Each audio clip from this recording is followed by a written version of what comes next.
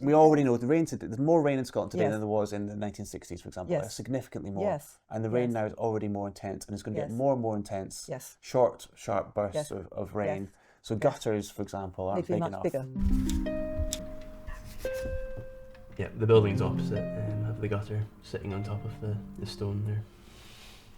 They don't sit proud of the stone wall, as it's quite common. Similar to the building I'm in, yeah.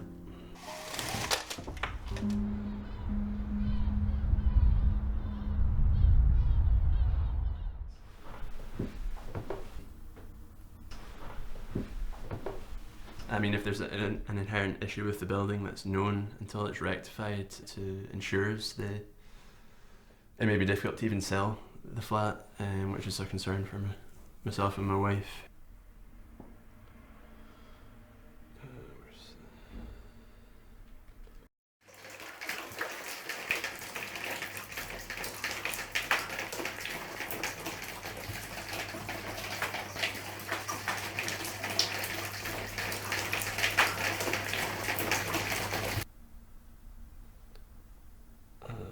The one with the collapsed ceiling, but this is a basement of a local shop. Out here, I don't see that there's, I don't know if there's a drain underneath that, but there's so much dirt in terms of just maintenance of the street that I can't see where the drain is. Do you know what I mean? Directly outside our shop. So if there was a rainfall, and this is all going to overspill onto the pavement, it's just going to gush right into the shop. Yeah, there's a few inches of couple of inches of step up, but that just comes straight in underneath our door.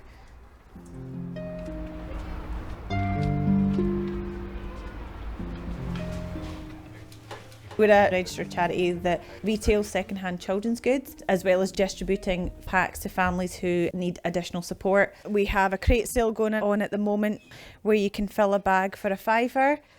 We have weaning and feeding equipment. We have cloth nappies. So there's an old drain in the flooring down here somewhere.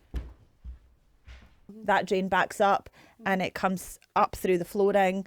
It comes up through the walls, so flooring had to get replaced, pulling out the plasterboard, skirting, new concrete screed done in our event space and our office and family space. We're being asked to put in flood mitigation, but we would have to at least come up this high. You can see how much stock we store down there. We need storage space. We are going to do our best and put in the efforts to be able to bring merry-go-round back. And our team are really great, but there's a clause in our insurance policy that basically says that if you don't have receipts for your stock, that they will not pay out for that. When it's a charity shop and it's donations, how do we maintain receipts for those? We can't really. The repairs that we're getting done through the factor is the roofing and the guttering, which didn't vastly affect us, but it affects, the residents above us. That's their homes, and I can't imagine what they must be going through emotionally and mentally every time it rains.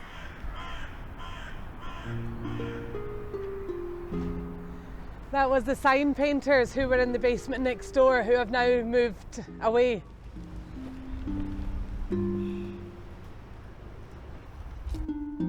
The first time we flooded was 2021. It was summer, we were coming out of the series of lockdowns during the global pandemic. We experienced a number of heat waves and then in August, flash flooding. I was basically told that it wouldn't happen again and not to worry about it. In 2023, we had our second and third instances of flooding, and this time around it affected many more properties on the street.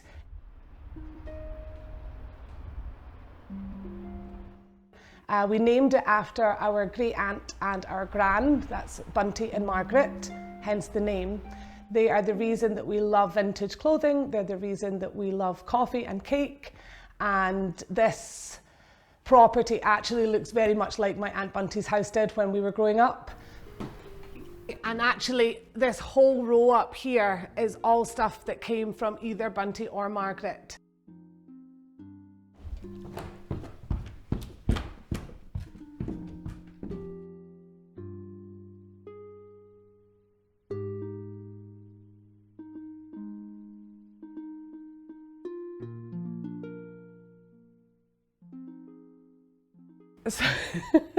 So you just wheel your ladies out of the way, and you've got a nice little section here, and I don't know if you can see that, Lou, but wellies are just on the right hand side and the pump is just here, and that's our bag of towels. The first 5-10 minutes, it's very, very slowly making its way across. Out the back is much higher up, and the kind of area between our building and the garden fills up first. And then once that fills up, there's basically nowhere for the water to go except into our property and other properties along the street. And so the water comes in very slowly to start with, but then very, very fast. On all 3 occasions it's happened, the water has come in through the back wall and up through the floor. The second and third time was much worse because it came in through the bathroom, it came in through the toilet, through the sink. The whole street was declared a biohazard by Environmental Health. Every time it happens, you feel like you're just back to square one again. It almost feels like an exercise in futility, because we know that there hasn't been wider action taken by the government or by the council to prevent it happening again. So the idea of relaying the floor and repainting and, getting everything back to normal feels almost insane. There are currently properties on the street where the basements are empty. Yeah, we don't get a lot of information about what's actually going on. And if I'm honest, I couldn't really tell you who's responsible for preventing this from happening in the future. Half of the drains, for example, are owned by the council and they're responsible for maintaining them, and half of the drains are owned by Scottish Water and they're responsible for maintaining them. Yeah, it's not really knowing what's being done and by who and whether it will make a difference or not.